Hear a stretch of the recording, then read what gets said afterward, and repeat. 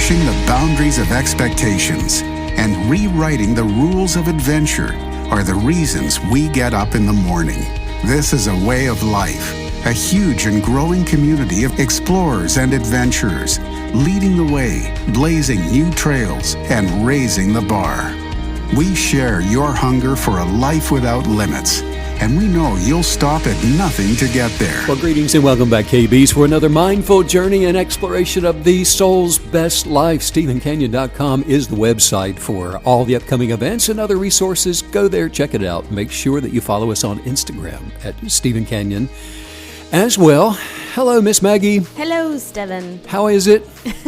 It's amazing. Is it? Yeah, I'm really excited today. I got my blender back. Oh, that's our blender.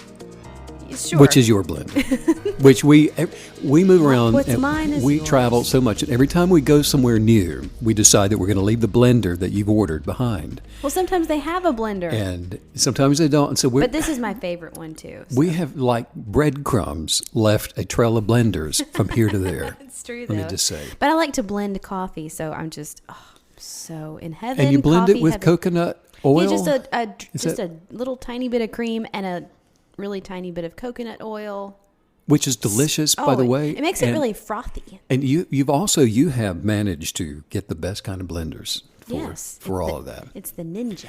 There is nothing more motivating, more exciting, more stimulating than the imagination, wouldn't you say? Absolutely. The imagination. The imagination. It's a playground. Pause and think about that. The imagination. I mean, it is one of the most remarkable things. I mean, you see yourself singing before an audience, and then the next thing you know, that's exactly what you're doing. You can see yourself, painting a landscape, and then the next thing you know, you are there painting a landscape, and you're doing it. The human spirit imagined to soar like a bird and then glided off a sand dune with homemade wings, What is that noise? taking flight. What is that?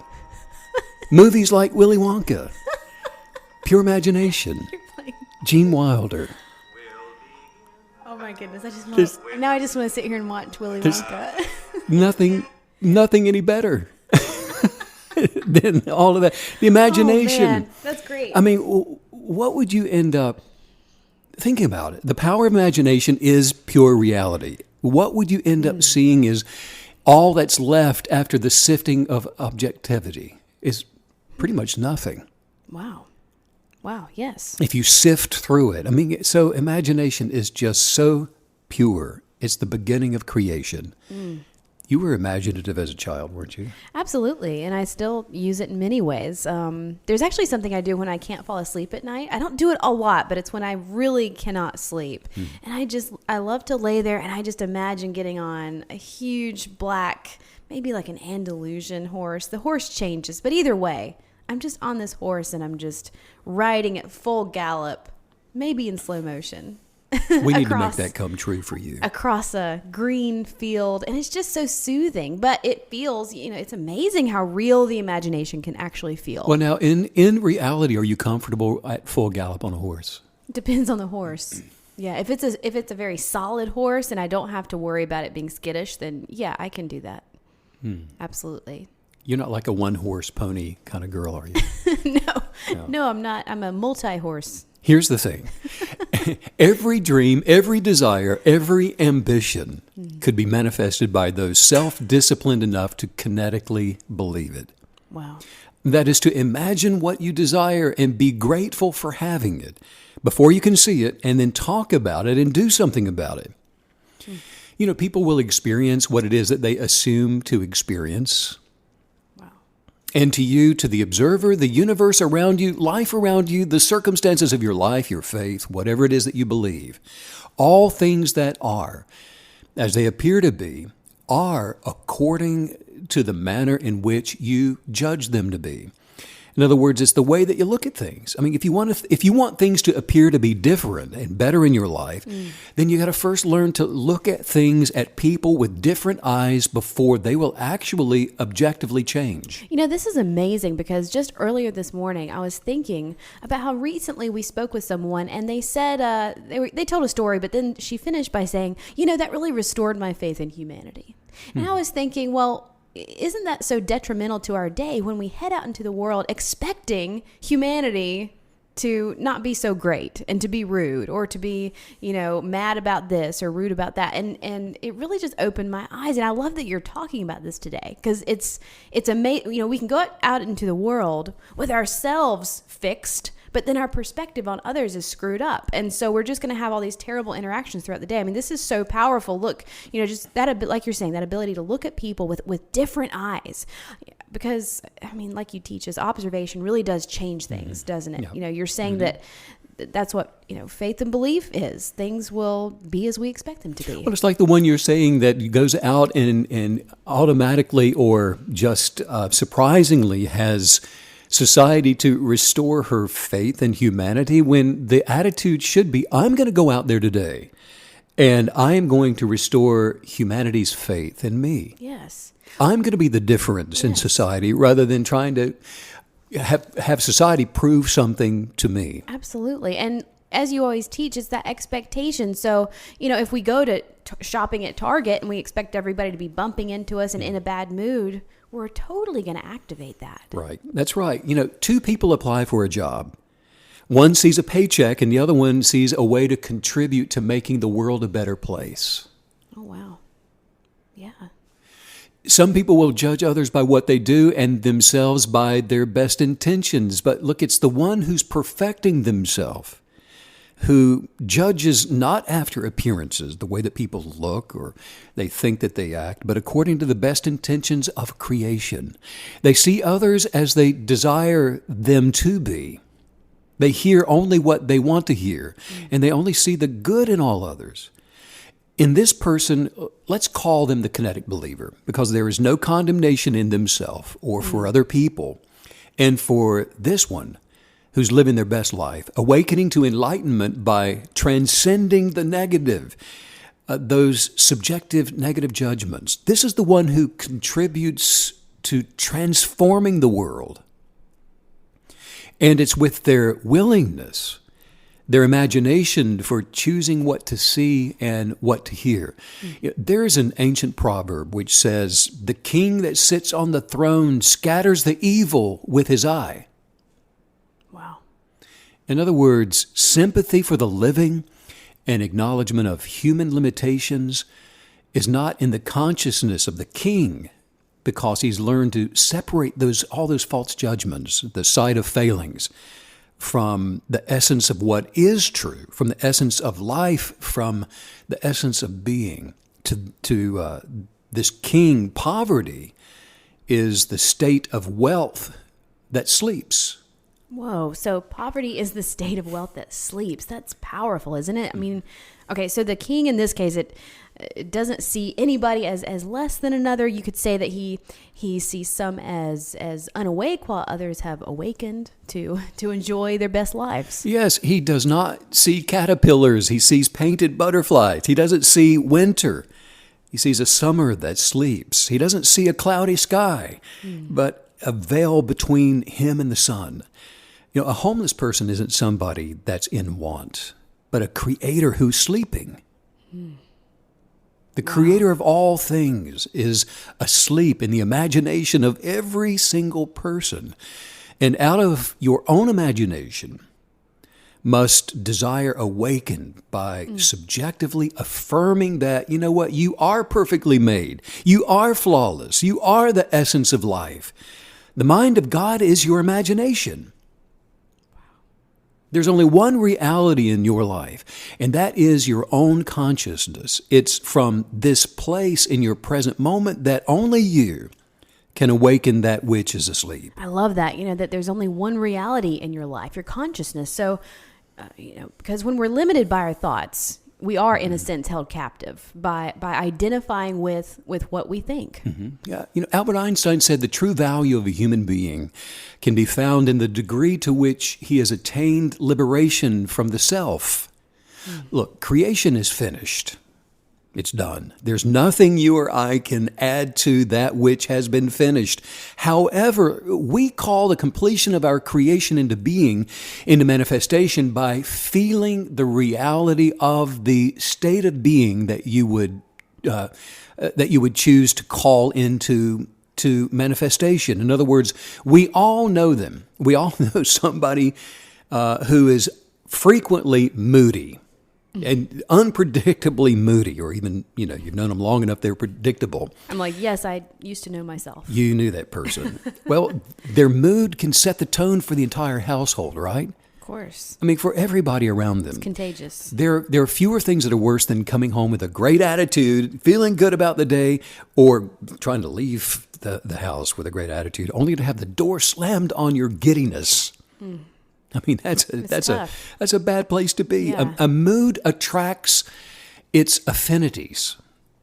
It is a declaration on what is, but it does not create what it attracts. In the same way, we go to sleep at night, and when we are called by the feeling that we go to sleep when you feel you're tired, when you're called to go to sleep because of that sleepy feeling.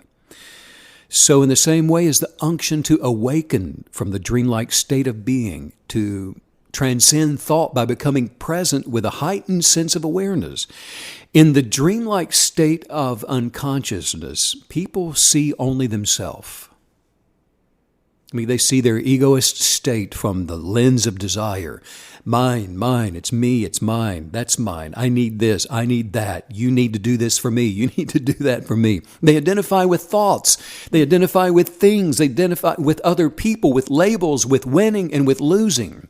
Nothing comes against you. Nothing can oppose you that is not from the nature of yourself. Wow, isn't this amazing that nothing comes against us that's not from the nature of ourselves? So really, we're attracting the kind of people we will be around, in a sense. And, yes. And I just love the reframing that you're giving us today, because it's such an intense, hot focus on potential. Because I think a lot of times before we really tap into the kinetic belief way of life, we sort of reach down in ourselves and we don't feel like there's a lot there to pull from. We feel kind of empty. You reach for that answer, it's not there. You reach for the money, it's not there. You feel sort of empty. And I love this reframing of seeing something as asleep or it's not activated yet, because that's the definition of kinetic, isn't it? It's that potential energy that we all have. As long as you find yourself reaching for something, it's a thought that you've identified with, which will always remain elusive. Thinking, thoughts, identifying with reasonings. Those are the rabbit holes that you can chase after for a lifetime. Yes. And never come to the end of. No, people emerge out of the masses of the drama by revealing how intimately connected they are to the moods of other people. And you know who they are. You meet them throughout your life, often by what appears to be an accidental meeting. And you just find they are somehow reflections of your moods, the people you're meeting. Because your moods, be it good or bad, continually change and they flow out of you, emerging into the world around you. And then I will tell you that left unchecked, you'll soon meet all of the colorful characters of either your conscious self or your sleeping self. And, I really want to consider what you're saying here. This is huge because, I've got to say we both had a lot of, that's a great word, colorful characters. Let's leave it at that. Very nice in our lives. But we all have, right? Everybody relates to that. And I think most of them showed up because we were absolutely sleeping, perhaps, like you're saying. But it's as simple as this. You are the playwright and you can open the curtain on the characters of choice in your life by perfecting the mood of your day. Wow. Choose the perfect essence of your being to represent you while living and breathing your way through the day. One of the biggest mistakes people will make is that they allow their lives' circumstances to be influenced by their knee-jerk, unconscious assumptions that they must respect their feelings, even if they're negative. These are my feelings because they are, after all, this is how I feel about things. So it must be okay. It's my intuition. Let's follow after my feelings here. How you feel is not okay unless you feel okay. Mm-hmm. You know, I can hear somebody say right now, but Stephen, you just don't understand. I've always trusted my feelings. Okay, well, let's assume the feeling, I am perfectly made in the image of my Creator. Now, as a result of identifying with the feeling that you are perfectly created and you're the essence of life, now you don't have a life, you are life. Your entire behavior now, your feelings, your emotional state of consciousness will subtly and unconsciously begin to change in alignment with your assumptions. Wow. Well, you know, that's always been an interesting word for me, assumption. But, you know, the scientific community has really just proven in the laboratory that it's just going to make an ass out of you and me. Yes, Meg. That's certainly possible because it's... No, it's a scientific fact. It can make what out of you and me? An ass. Oh, that's what I thought you said. I didn't stutter. It's every single one of your unawakened assumptions that continually materialize themselves in a way that others will see you. And how you perceive that others see you is how you will identify yourself. You know, so here's a question for our listeners. Is it possible for you to decree a thing and have it come to pass in your life? I can hear them all. Yes, absolutely. Mm-hmm. Well, without the least bit of hesitation, yes, you can. In fact, this is the way of transcending progressiveness. And it's been this way since the beginning of humanity on the earth.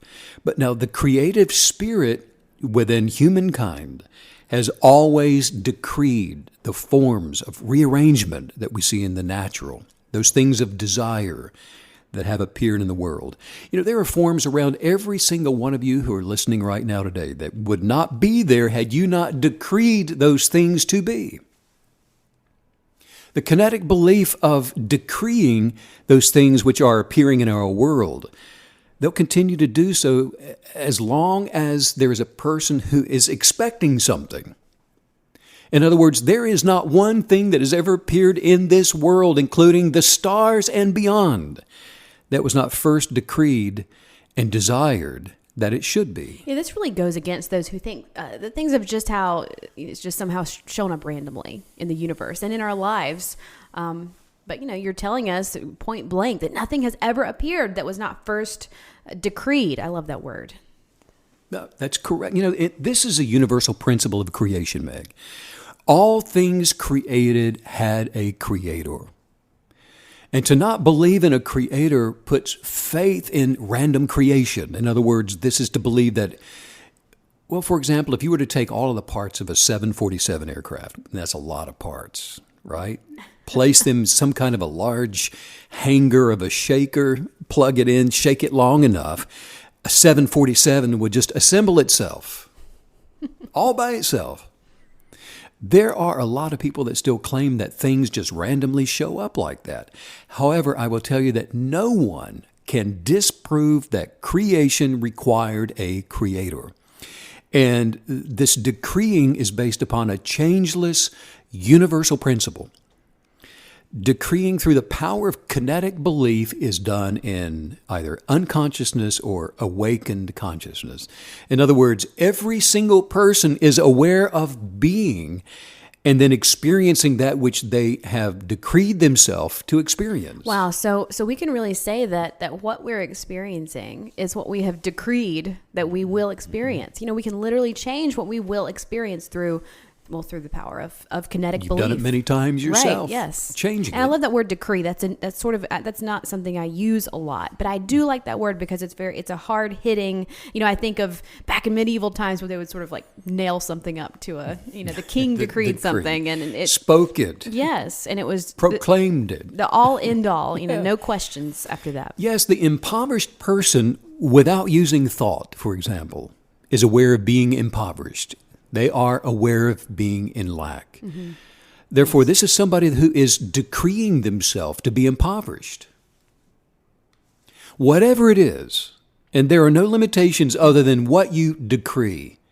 whatever it is, kinetically believe to receive the creation of it as your own, and you will suddenly transform your world from the absence of your desire to the wealth of plenteousness, and where all things are now possible for you. This is just so powerful and empowering. I've always been inspired by this idea of limitless thinking, believing that all things are possible. And again, it's by decreeing, by proclaiming abundance of the imagination that really, we can create anything. I mean, anything. There's no limit. There's no ceiling to it. You could, in a sense, really say that necessity really is the mother of all invention, of all manifestation. Sure. Well, we first experience the problem, right? Right. And then we imagine the solution. Mm-hmm. Well, today in 2021, think about it scientifically. We have collectively now achieved just amazing things throughout the world. And with each advancement, someone imagined to succeed. Right.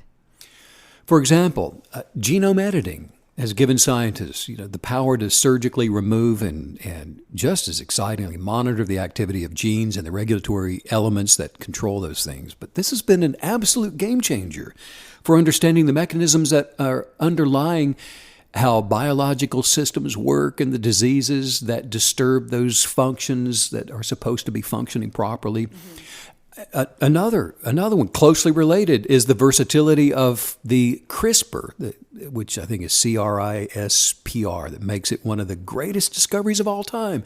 CRISPR can be used to edit and knock out and inhibit and activate genes. First imagined, then manifested into reality. Another remarkable manifestation, being able to sequence the transcript of cells from different physiological conditions that's opened the door for identifying molecular markers and all the diseases and to really greatly aid in the development of therapeutics. The transcending of thought for the development of penicillin. Where would we be without antibiotics?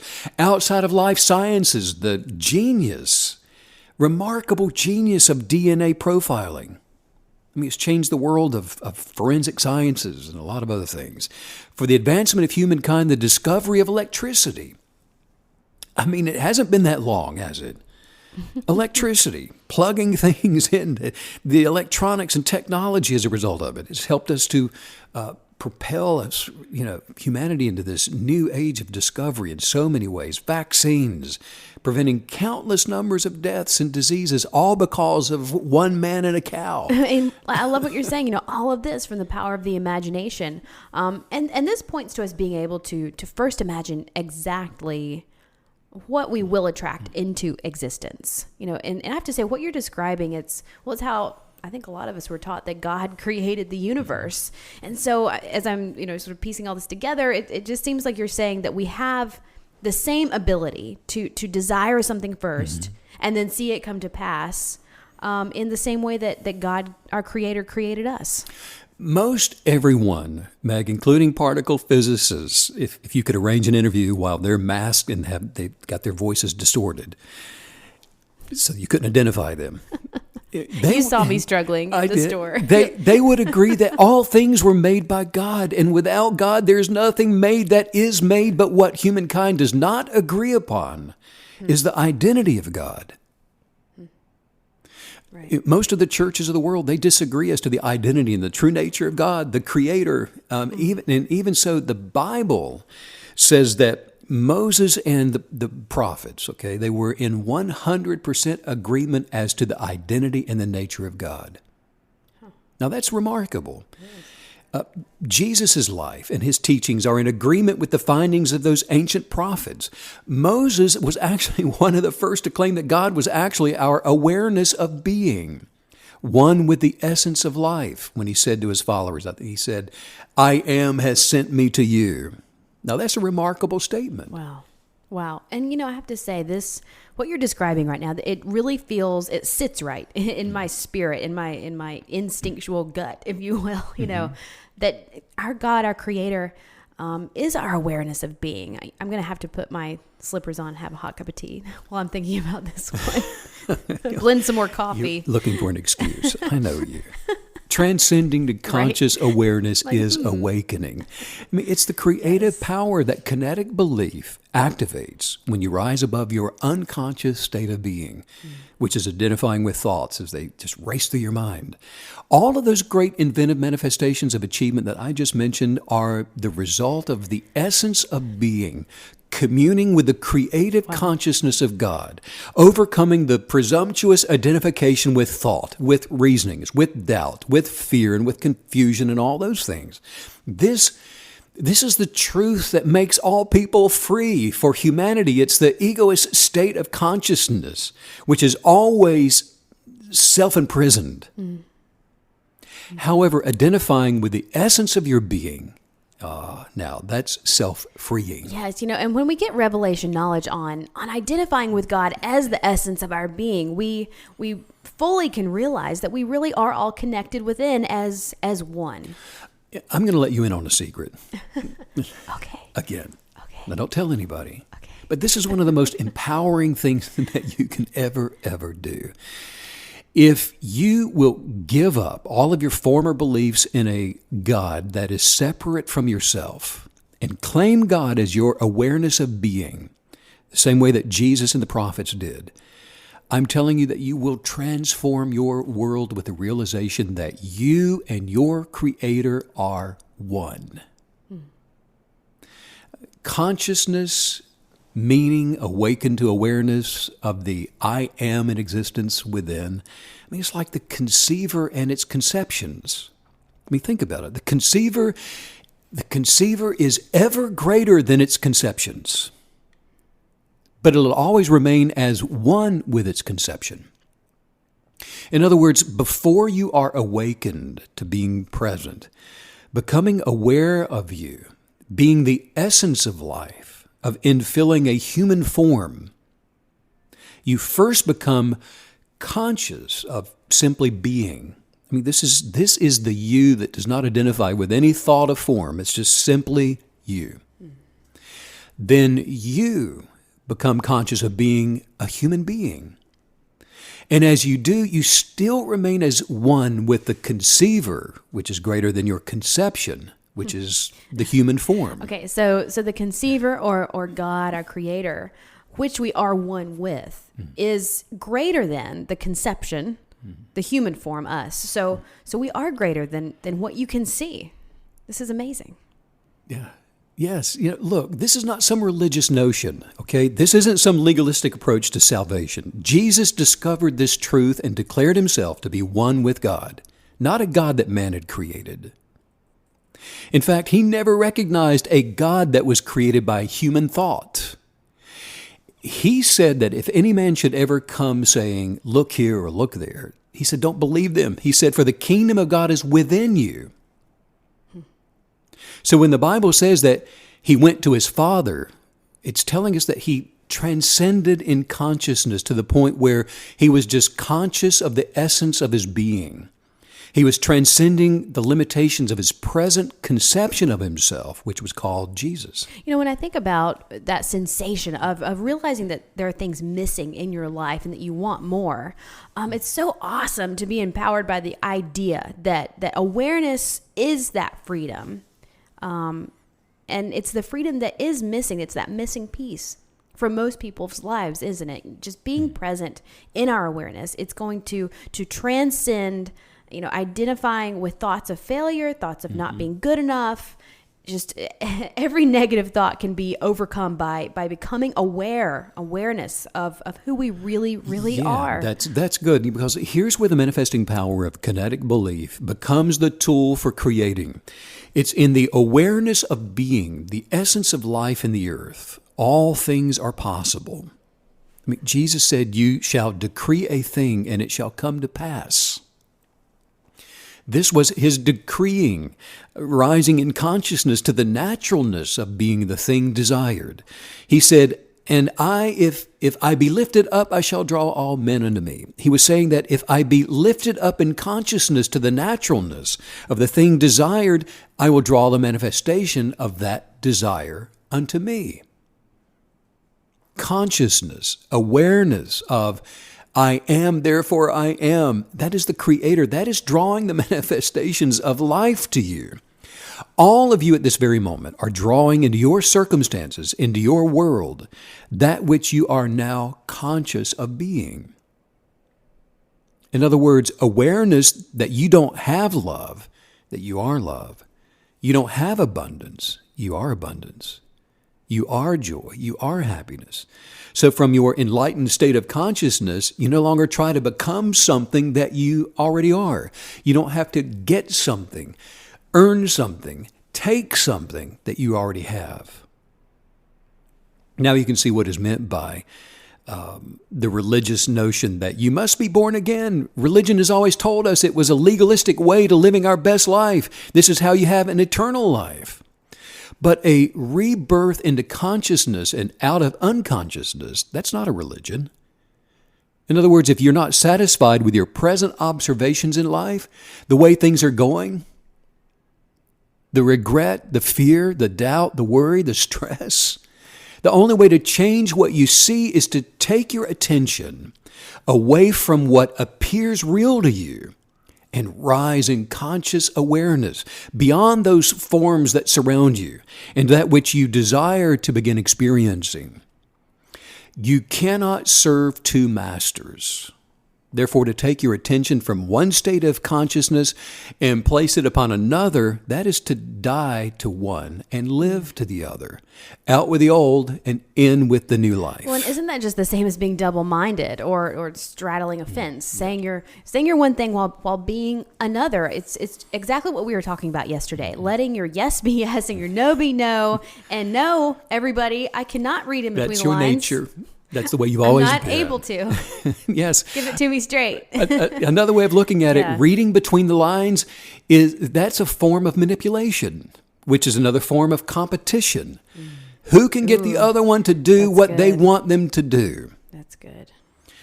When I was playing football, and we would lose one game after another. and we were really good at it, by the way. I mean, we didn't just lose.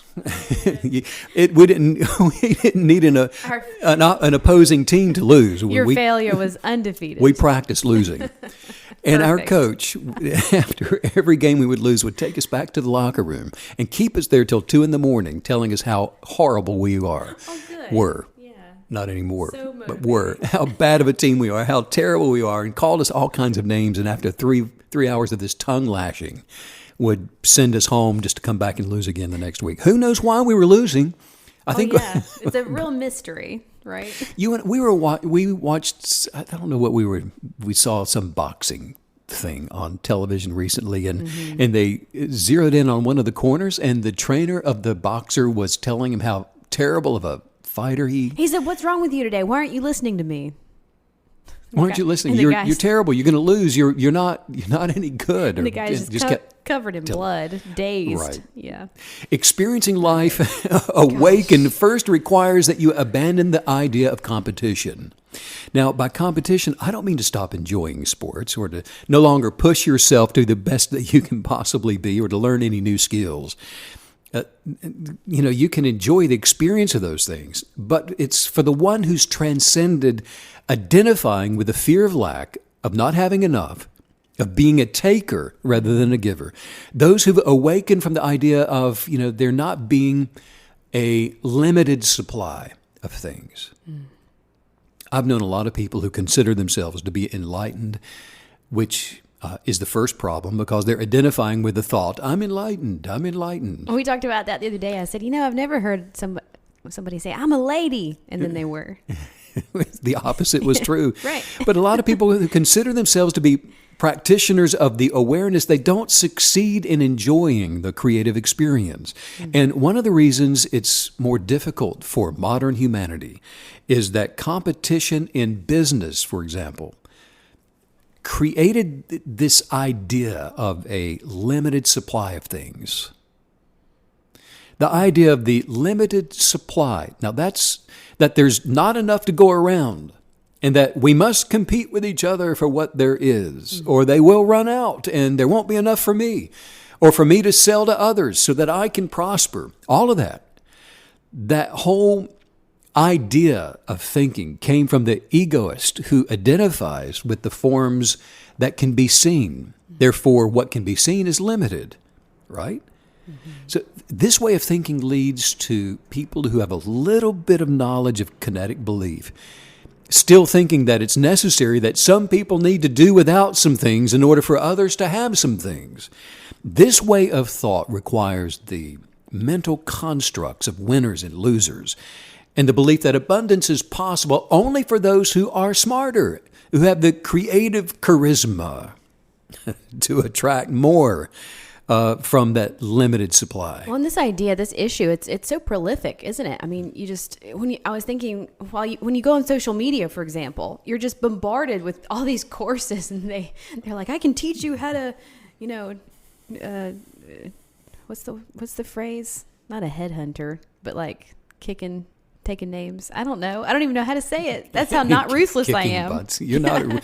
Nice try though. But on social, but you know what I mean. But on social media, you see all these people yelling at you, saying, I'll show you how to be ruthless in business and just mow everyone down, and right. It's so toxic. Take no prisoners. That's it. Is that it? I was combining all of them. Well, there's usually someone who will speak with me at one of our conferences about using kinetic belief in their business. Yeah. And while, look, it's totally appropriate to incorporate the modalities of kinetic belief into whatever you choose to experience, it's not appropriate to change your motives for succeeding while believing that your success is going to come as a result of 99% of all others failing. Wow. Success is not success when it comes with affliction. I mean, we are all interconnected with the essence of being, with one. And while most of those who use kinetic belief achieve their, monetary goals while attracting this large measure of their desires, they're still optimistic. They're energetic, and they're so excited, and they have all this confidence that they're regularly stirring up in themselves to be viable competitors. But their affirmations are almost totally competitive. They're being fed from these social media websites and teachers that you're talking about. Freedom from being held captive to identifying with thoughts, with the fear of not having enough, the stress of losing. If you're under the stress of winning, you're under the stress of losing. The anxiety of not meeting a financial goal, all those things will not come for the one who continually identifies with competitive thinking. While you think there may not be enough to go around, the fear of having to take your turn of going without produces these physiological stressors. And the limited supply of competition requires the motivation of hurry and worry. And I got to work harder, be smarter. I've got to have it before someone else has it. No, the forms that are essential to abundant living for advancing your mind, body, and soul. This is what's required. You need food, and you're going to need some clothing, and you're going to need shelter, education, and experiential enjoyment. And that's basically it. And for three of those, the food, clothing, and shelter, we kinetically adhere to and rely upon the world of nature for the supply of those things. Scientifically, the universe has an infinite supply of whatever may be demanded of it. In fact, simple mathematics can demonstrate that just the state of Florida, if all of its resources were organized for the production of food, it could produce enough to feed the entire population of the entire world and feed them abundantly well. Well, I think that just points to how easy it is to think a problem is so much bigger and scarier than it actually is. I remember you telling me one time that you could fit, what was it? You could fit everybody in the world, so all 7 billion, whatever, people, into, if they had 2 square feet, correct me if I'm wrong. So if 7 billion people were given 2 square feet each to stand on, then you could fit everybody into Jackson County, Florida. That'd be a lot of people in a small space, but yes. I think I've been on that beach. Yeah. So yeah, the imagination can work for you or against you. Right. Yeah. So, Meg, the creative KB awakened to the power of presence becomes abundantly wealthy, happy, overflowing with joy, never needing to hurry or worry again, because it's through the creative, positive lens of the imagination that you don't need to identify with anxious thoughts for tomorrow. There's no need to identify with panic or any kind of fear.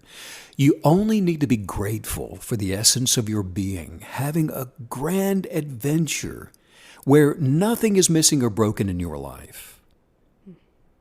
And whatever you can think of or imagine will be added to your life. Well, let's work on some highest viewpoint affirmations. Let's imagine. Just say this out loud. Yes. Say, I am one with my Creator. I am one with my Creator. Wherever I go. Wherever I go. The power of creation. The power of creation. Goes with me. It goes with me. I have what I say. I have what I say. So I say I am wealthy. So I say I am wealthy. I am happy. I am happy. I am full of joy. I'm full of joy. I am health. I'm health. I am love. I am love. Right now. Right now. In this present moment. In this present moment. I am growing in wisdom. I'm growing in wisdom. I am developing in awareness. I'm developing in awareness. I am one with God. I am one with God. New friends are coming into my life. New friends are coming into my life. And they are edifying to me. They're edifying to me. They encourage me. They encourage me. They celebrate me. They celebrate me. And they champion me. And they champion me. They love me unconditionally. They love me unconditionally. And I do all of these things for them. For them. Life is wonderful. Life is wonderful. And I can't wait. To see what I've imagined. What I have imagined. To come next. Wow, imagination is the beginning of creation. What an awesome podcast this has been. If you want to receive encouraging and exciting insights from Stephen every week, just text the word kinetic, Kinetic, to the number 844-844-0049. Yes, and we've only got one more day left in the voting process. The Law of Attraction Kinetic Belief podcast is going to begin production in front of a live audience. Yes. And we want to know, where do you, our audience, want us to broadcast from with you in attendance? And it's going to be either in San Diego, California, Denver, Colorado, or Orlando, Florida. All sunny. Lots of sunshine that's in true, all those right? places. Sunny places. And you can text Kinetic to 844-844-0049. Let us know your choice. And we will have the decision voted on by 1st of next week. Yeah, it's going to be an exciting announcement. And if you want to check out the 100-day guided journal that we've mentioned in this podcast and all the others, you can do that at StephenCanyon.com. And make sure you follow us also at Stephen Canyon for Instagram, right? Yes, on the Instagram. Sending out much love to all you KB creatives around the world. Thanks as usual, Steve, for all the wisdom. Bye.